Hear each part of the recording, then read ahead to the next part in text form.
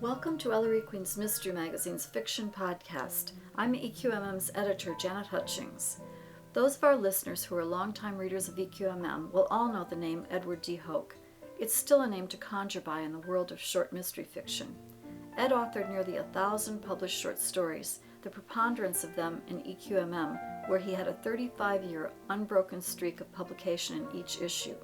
He was also a Grand Master of the Mystery Writers of America, the winner of an Edgar Allan Poe Award and 2 Anthony Awards, and the recipient of Lifetime Achievement Awards from the Private Eye Writers of America, the Short Mystery Fiction Society, and the Bouchercon World Mystery Convention.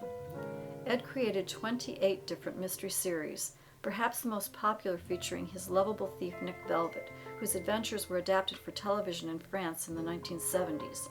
Another important Hoch series starred a police detective for a city modeled on his native Rochester, Captain Leopold. It was a Leopold story for which the author received the Edgar Allan Poe Award, and the tales in this series are often notable for the impactfulness of their themes or endings. Ed passed away 13 years ago. He and his wife Patricia were cherished friends of mine and of the magazine, and Pat remains so. It's with Pat's permission that I will be reading one of Ed's stories for this podcast. Throughout 2021, we will be celebrating EQMM's 80th year of publication. A tribute to Ed seems a necessary part of that. Here is The Man Who Drowned in Champagne by Edward D. Hoch from the April 1998 issue of EQMM. Some nights after dinner, when Leopold and Molly had a chance to relax and reminisce, she'd ask him about the cases he'd had before they met and married. Something unusual, she'd urge, that you never told me about before. Leopold was retired now as captain of the city's violent crimes squad, but this night as they finished their wine, he happened to remember a case he hadn't thought about in years. He held the glass of Chardonnay up to the light and said, "Well, there was the man who drowned in Champagne." It was a Sunday morning in May when some early morning fisherman found his body on the riverbank about 20 feet from the water, wearing only his underwear and a pair of black socks. Though the body and clothing were dry, Lieutenant Fletcher immediately suspected death by drowning. "There are no wounds or abrasions on the body," he told Leopold, "and the man seems too young to have suffered a heart attack." Leopold looked up from the pile of Monday morning reports. "How young?" Fletcher gave a shrug. "I'd guess mid to late 20s. We don't have any identification yet. No missing person reports fit the description." "What does the medical examiner say?" "Well, he's doing the autopsy now. We should have a report shortly." It seemed like a routine death to Leopold, either accident or suicide, probably of no interest to the violent crimes squad. But that was before Fletcher took the call from Quinn, the medical examiner. Then he yelled into Leopold's office, "Pick up line 2, Captain. You'd better hear this." Leopold cut in on their conversation. "Dr. Quinn, what's the trouble?" Quinn was an older man with a gruff voice. "That drowning victim from yesterday morning." "So it was a drowning?" "Both lungs had fluid in them. There's no doubt that's what killed him." "River water?" "Well, no. I'm not certain till I finish analyzing it, but I think it might be champagne." No one on the squad had ever heard of a person drowning in champagne. Sergeant Connie Trent thought it might be some sort of gangland thing, but nobody could say for sure.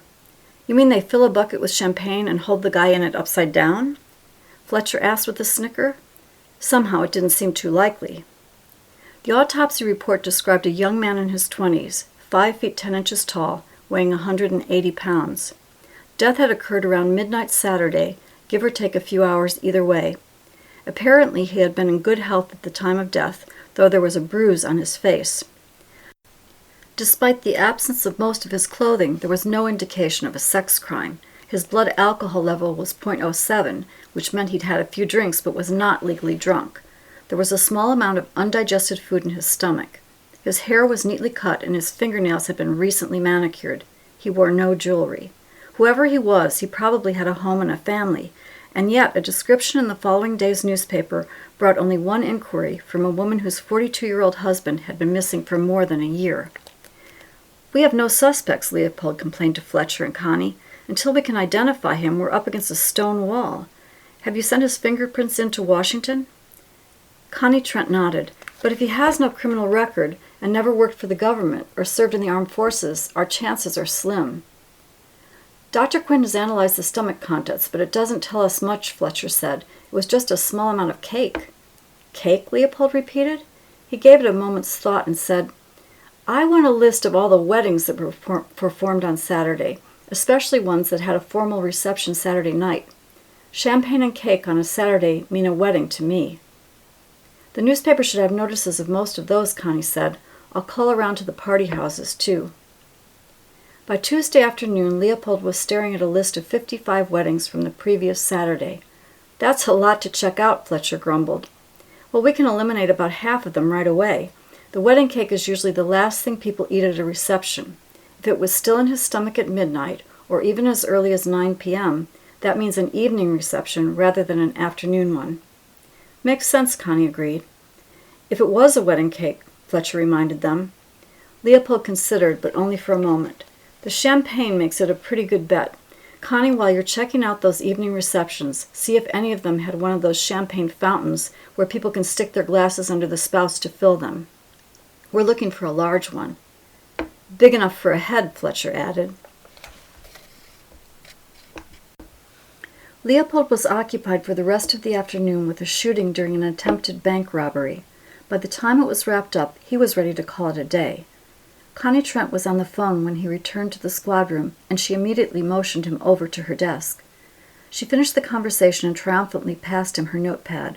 Only 2 of Saturday's evening wedding receptions used large champagne fountains big enough for someone's face to go in them. Just 2? He studied the names on the pad, Gentile Braxton and Connor Smythe. I think we can get it down to 1. Rosie Smythe insisted on cheesecake for her wedding cake.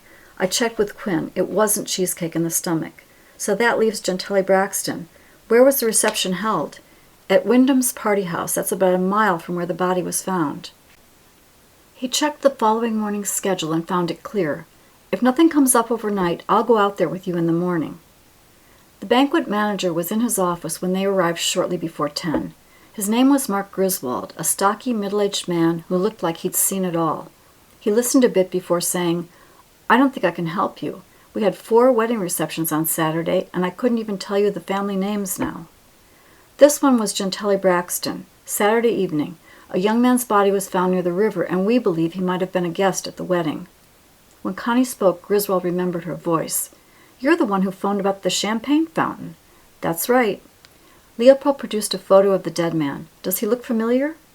He studied it for a moment. You know, I might have seen him Saturday night, but I can't be sure. Each reception has around 200 people, and I was in and out quickly, just checking with the bride's fathers to make sure everything was going smoothly. They're the ones paying the bills.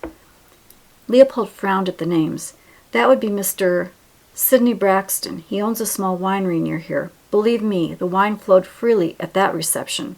The champagne, too, though that wasn't from his vineyard.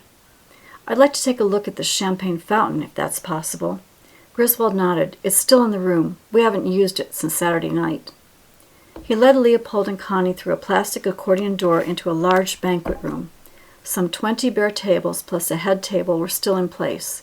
In the center of the room, on a separate round table, stood a large silver centerpiece resembling a blossoming flower with several tiers. This is it, the banquet manager explained. It plugs into a socket in the floor. A small electric pump raises the champagne up through the center, and it gushes out the top, running down through these various spouts on the side. The guests hold their glasses under the spouts to fill them. Several inches of champagne collect in the bottom and get recirculated to the top. Do many parties use this? Not really. You can go through champagne awfully fast with one of them. But being in the wine business, the bride's father insisted on it. I think they even sell smaller versions at his winery shop. How late did the reception last? 11 o'clock. That's standard for us. Our people need an hour to clean up, and we like to lock up by midnight. Leopold could see that the fountain was deep enough. He'd had cases where victims had been drowned in a few inches of water if the killer held their face under for several minutes. Were you still here after the guests departed? Griswold shook his head. I stayed till around 10 and then went home. Both receptions were winding down by then. Who was in charge of your cleaning crew Saturday night? Well, the waitresses clear and strip the tables. That would be Rose Williams. Is she here now? Could we see her? Sure. He walked over to a wall phone and pressed a button. Rose, could you come out into the north party room for a minute? Rose Williams was a slim black woman in her 30s who eyed them suspiciously until Griswold explained the reason for their visit. "Did you notice anything unusual Saturday night as the guests were leaving?" Leopold asked. Rose shook her head. "Just what you'd expect. A purse got left behind, but the woman came back to claim it. There was somebody's camera, too. I turned it in." "What about this champagne fountain?" "Yeah," she said, remembering. "It got tipped over. I thought it might be damaged, but it seems okay. I ran some water through it." "The champagne had spilled out?" Rose nodded. "Usually we shut it off earlier, but the bride's father wanted it running right to the end. He's in the wine business." "Who were the last ones to leave?" "Oh, I couldn't tell you that. We were all in the kitchen by that time. I went in maybe 11:15, and the bride and groom were still there, dancing with a couple of the guests. The disc jockey was starting to pack up his stuff, so I know it was about over. We came back in at 11, and the place was empty. That's a treat, not having to chase people out." "The champagne fountain was tipped over then?" "Yes, but you didn't hear any commotion. The soundproofing in the rooms is pretty good, you know, so the music from one reception doesn't interfere with the other." Leopold showed Rose the photograph. "Do you remember him?" "He looks familiar," she answered, frowning at the picture, "but maybe he just looks like all the other white boys that age." Leopold turned back to the manager. "I should talk to Mr. and Mrs. Braxton. Do you have their address?" He smiled sadly. "They're divorced. We get a lot of that these days. I believe she was catching a plane back to California on Sunday. I think he lives at the winery. That's the only address I have." Braxton Vineyard was a small winery on a country road about 5 miles north of the city. With his muscular arms and weathered skin, Sidney Braxton looked like a man who had worked outdoors all his life. He sat now in an office that seemed awash with wine bottles and colorful display material. On a shelf behind the desk was an obviously recent addition, a framed color photograph of his daughter in her wedding gown. Braxton listened patiently to Leopold's account of the crime, then said, "I don't understand how you're linking this to Sue Ellen's wedding. Just because there's cake in his stomach and champagne in his lungs doesn't mean anything." "A great deal of police work starts with a theory, Mr. Braxton," Leopold explained politely. Connie Trent was at his side, but let him do the talking. "Have you spoken with the newlyweds since they left on their honeymoon?" Braxton nodded. "Sue Ellen phoned me yesterday from their hotel in Washington. She said she and Rich are both very happy. They'll spend a few more days there and then go on a week's cruise of the Caribbean. It was my wedding gift to them." "I understand they were dancing at the reception until the very end." "I guess so. An old beau of my daughter's showed up from St. Louis and had a bit too much to drink. He kept wanting to dance with her." "What's his name?" "Wayne Flynn. She danced with him a few times. It was no big problem, except that he didn't want to leave. Kept stuffing himself with drinks and leftover hors d'oeuvres, and the man was dressed far too casually for a wedding reception." "Where did the newlyweds spend the night?" "They had reservations at a hotel near New York's LaGuardia Airport. They drove directly there after changing their clothes and caught a Sunday morning flight to Washington. I didn't see them after the reception, but I know they got off all right. I picked up Rich's tuxedo and Sue Ellen's wedding gown Sunday morning at the party house, and their luggage was gone." "You must have a great many pictures of the happy event," Leopold said, motioning towards the bridal portrait. "This was a studio shot taken 2 weeks ago for the newspaper. We had the entire wedding videotaped, and that should be edited in a day or two." "I might want to see that. In the meantime, would you mind looking at this picture of the murder victim? Do you remember him from the wedding, especially among those guests who stayed late?" Braxton held the photograph in his hand for several seconds, staring at it stone-faced. Then he handed it back. "Nope, I don't recognize it. That's certainly not Wayne Flynn, if you were thinking it might be." "All right," Leopold sighed. "Thanks for your time, Mr. Braxton." As they walked back to the car, Connie Trent asked, "What do you think, Captain?"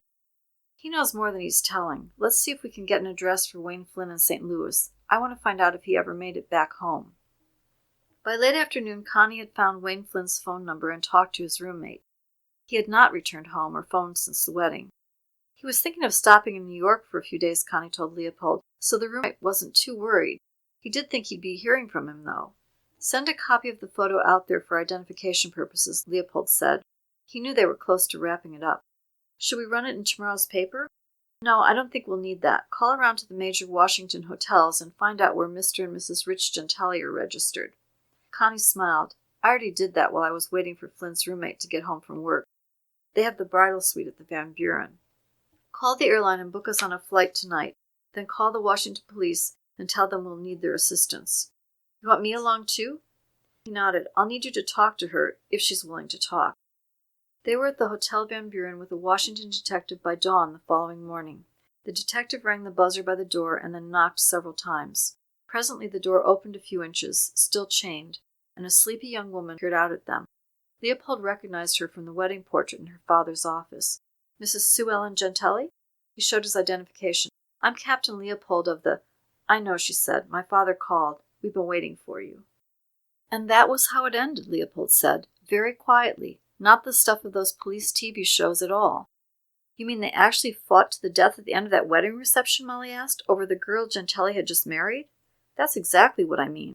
Of course, her father recognized the photo at once, but he wanted to warn his daughter and give her a chance to escape. He realized it would have taken both of them to dispose of the body. It was headed for the river, of course, but the lights from a passing car frightened them and they left him on the shore with the champagne still in his lungs. They must have known he'd be identified before long. They were only living for the present moment. A lot of young people do. Wayne Flynn still loved her, and that's why Gentili killed him. Leopold shook his head. No, Molly, you don't understand. The clothes were removed from the body because they were rented and had to be returned. The shoes were taken because they would have been too formal and new. Leaving the black socks was bad enough. Flynn's too casual attire would hardly have included black socks. Just as Flynn, drinking and nibbling hors d'oeuvres, would have had more alcohol in his bloodstream and more than cake in his stomach. I've known grooms too nervous to eat their food, but they always have to eat a piece of wedding cake. Likewise, a groom is more likely than a guest to have a recent manicure. And the groom is one man who can disappear for days after a wedding without his absence being noted. Everyone assumed he was on his honeymoon, not down at the morgue. Are you telling me Wayne Flynn won the fight at the end of the wedding reception and drowned the groom in that champagne fountain? Sue Ellen slipped the wedding ring from his finger and helped get rid of the body. Then she took Wayne with her on her honeymoon. The Man Who Drowned in Champagne is copyrighted by the estate of Edward D. Hoch and read here by permission of Patricia Hoch. Music for the podcast was obtained from purpleplanet.com.